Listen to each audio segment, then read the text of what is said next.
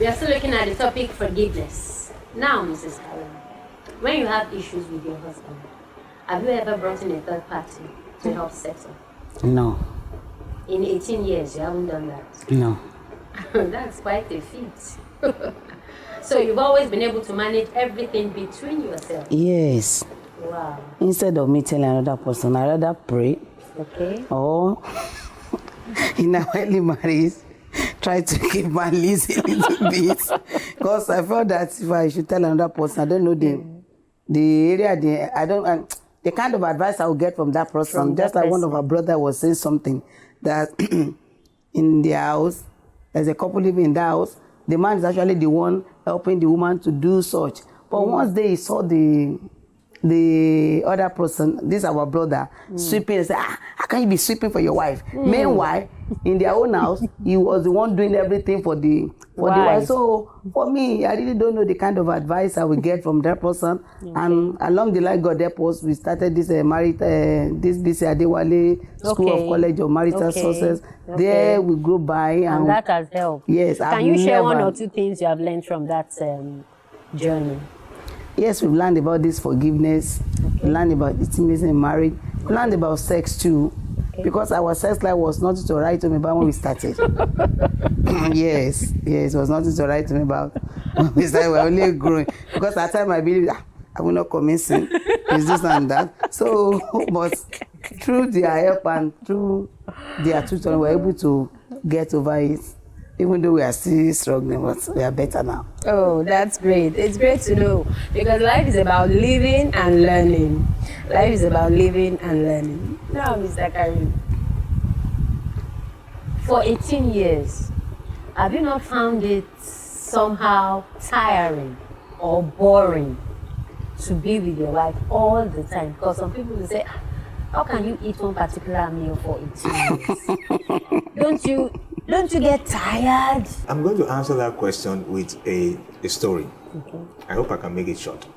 There's this king who had 25 wives. And he was eyeing a particular lady. And he has tried all tricks and, just to get her. Then one day the lady decided to play along. And she said, "Oh king, let's have this game. And if you are able to pass the test, then I will accept your machine. So she cooked 26 different dishes, and put it before the king and asked the king to eat. So the king was to eat, take some portion of the 26 the dishes. Yeah. So by the time the king got almost halfway, he was already full. He could not even get to 25. Neither to the 26th, and said, "I'm tired.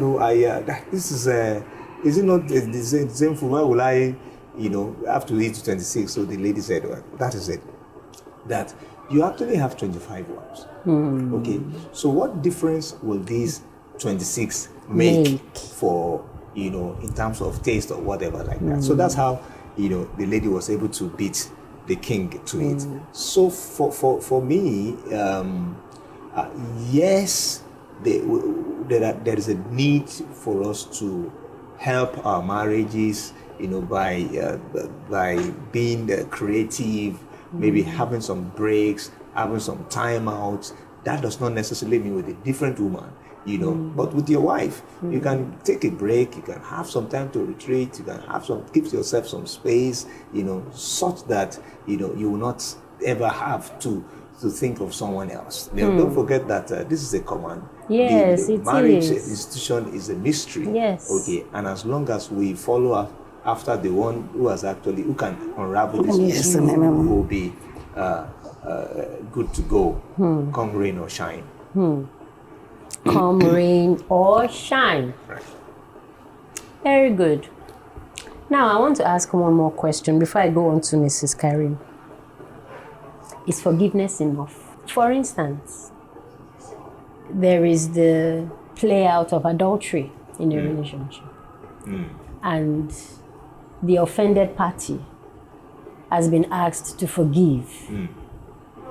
And maybe it took her a week or two and she forgives.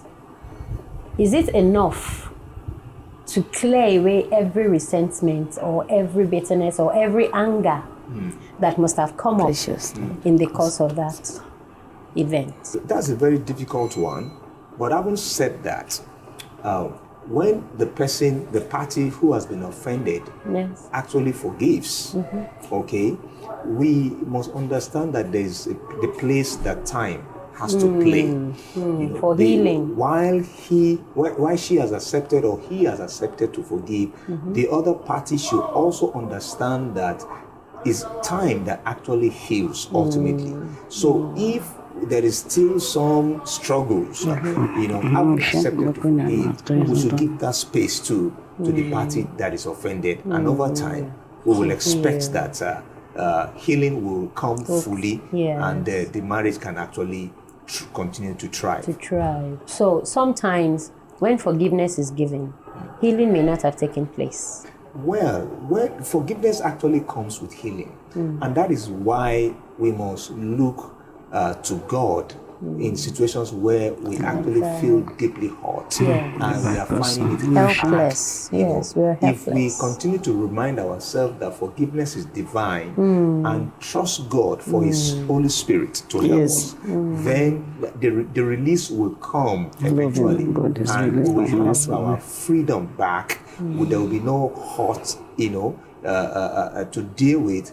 But having said that, we should also give time his own space so that the one who is hurt can actually fully bounce back. Now, Mrs. Karim, we have been talking about forgiveness towards your husband and all of that. Have you found it easy to forgive yourself for mistakes you've made in the past? Or do you still sit down and reminisce about things that have happened in the past and you feel, oh, I wish I had done it differently? Do you still have thoughts like that? Yes. Don't you think that it's because you haven't forgiven yourself? No, really. Just last, you asked me a question about forgiveness, whether to forgive and forget. Yeah. No, I cannot forget. Even though there are some of them that you feel bad. Yes. That's I wish, but your wish never come true. You have to move on in life. Yes. But at times you, oh my God. Whether bad or good. If I the bad one, I wish I'd never done this in my life. I say comes through, but we are human beings. Yes, we are. So it's too run through, but eventually you see something in that line, maybe somebody has done, and I was, I was a youth of this thing we're doing, but there's nothing we can do. The past is past. Then we have to move forward. I'm asking that question because we normally say you can't give what you don't have. Correct. So if you find it difficult to forgive yourself, forgiving the other person may be a challenge as well. Yes, it will be difficult.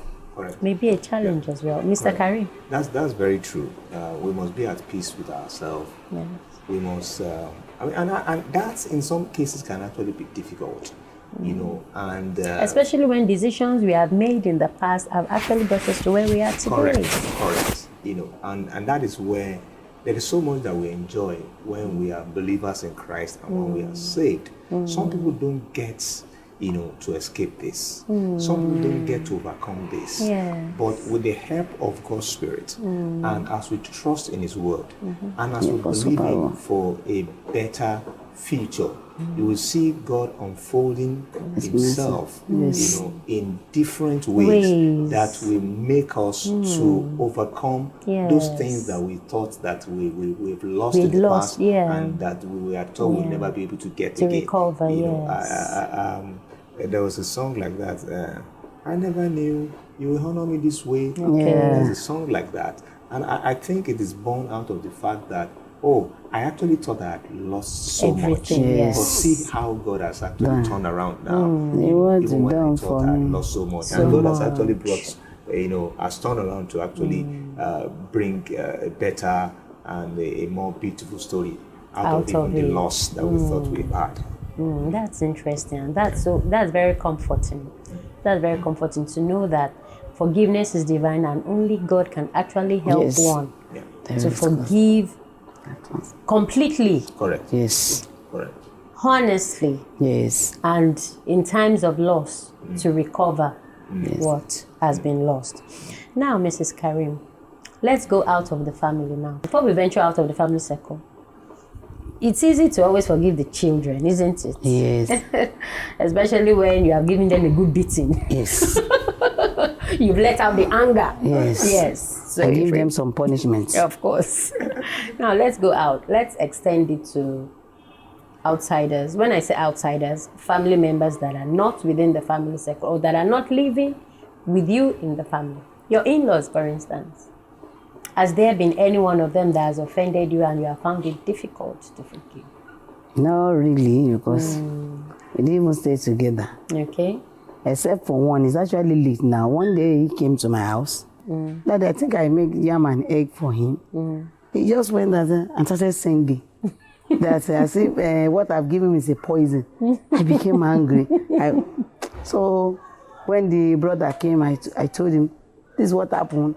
He actually called me and said, what do you mean? And he eventually apologized and let down. But it took me some time to forgive him. At times when he comes, the next thing you hear from him is that he will be singing. And say, what type? So at times I just look at it.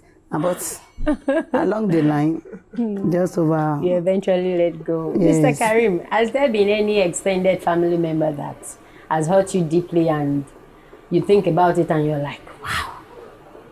Talking about extended families, the issue, many a times, the problem that do occur, you have a situation where a family member is staying with you and then telling one tale or the other to the family, reporting the wife, and so on and so forth. Because I really don't have that kind of scenario, you know. And some people will do everything to make sure that they actually keep all parties off, because what they have actually done technically is to have, removed any kind of, I don't want to use the word intruder, okay? But the truth of the matter is that when you have a party living with you that is not so, that has not really accepted your values and your ways, you know, there's no way that he or she will not go and tell the tale.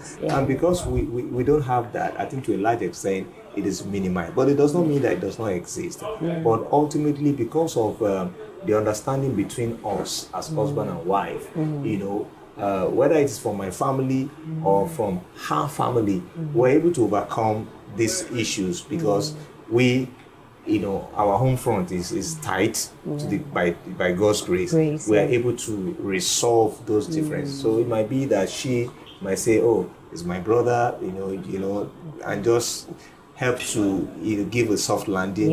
Or in my own case, I'll just say, you know, this is this, and together we're able to overcome what will have actually been a big deal if we ourselves are not in agreement. You know? So I think to a large extent what has helped us is that because we are, God has helped us, we're able to agree on so many things like that. You know, those issues that will have been a source of offense or problem like that, having to hard to forgive, you know, we are able to overcome it because we are able to help one another.